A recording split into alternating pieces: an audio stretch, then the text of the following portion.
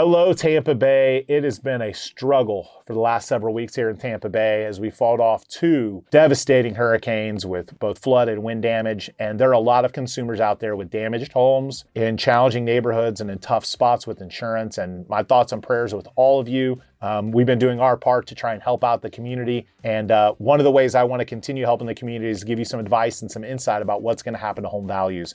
I have a lot of customers reaching out and saying, hey, what's going to happen to the market? What's going to happen to my home value? And I wish it was as easy to answer as it was prior to the storm. But now that these storms have happened, it's basically going to compartmentalize our real estate market, where there are going to be segments, areas, neighborhoods that do better than others because of varying factors, as well as different product types. So I want to go through and talk about the neighborhoods that are going to do better and worse. And I also want to talk about the overall impact. We do think this is going to see, we're going to see some softening of home values in Tampa Bay because of the storm. But again, some areas will do better than others. As far as the areas that are going to do better, I believe suburbs, newer construction, homes that didn't get flooded, neighborhoods that didn't get flooded that are surrounded by neighborhoods that didn't get flooded. The reason for that is because even if your home got flooded or didn't get flooded, but others in your neighborhood did, there's a likelihood that your neighborhood values will drop because some of those will become distress sales or short sales or foreclosures. If your neighborhood didn't flood at all or doesn't have any massive damage, you've got a better chance at your value being held or performing better. In addition to that, if your neighborhood and the neighboring neighborhoods within a mile around your house didn't get hit, similarly, those are going to perform even better.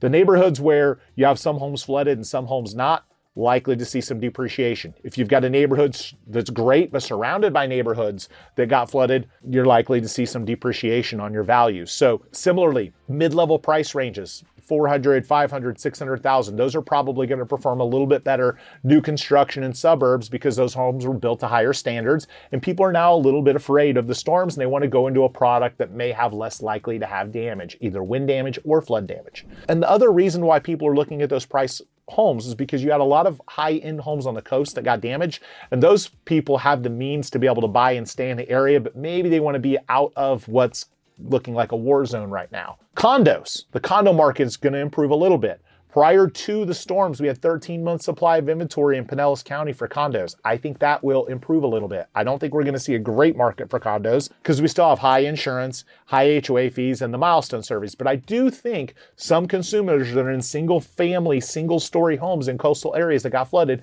might look to move into a condo of a comparable price range on the third or fourth floor. So overall, the other thing that's going to happen that's going to pull down values is the neighborhoods that got hit the most. Some of those homes are going to get sold on the cheap, not fixed up, or they're going to become short sales or foreclosures. And if anything that I know about real estate from the Great Recession, it's the short sales and foreclosures are the things that bring values down in a neighborhood. So if you have, distressed homes in your neighborhood that are flooded out, those are going to get recorded as lower price sales. It's going to be harder to hold the value in your neighborhood. So hopefully that helps. Overall, we think this is a short-term impact. Within a year, we expect rates to drop. We expect the election to be over and some of the fear-mongering from the election that's causing our market to slow down. All of those things, we do believe we'll see a stronger real estate market next year than we did this year, but it's going to be a little bit more slow starting now because of the market. Hopefully these tips are helpful. Hopefully that helps you understand about what's going to happen to your home value, where kind of the best segments of the marketplace are, and of course, the product types in the neighborhoods.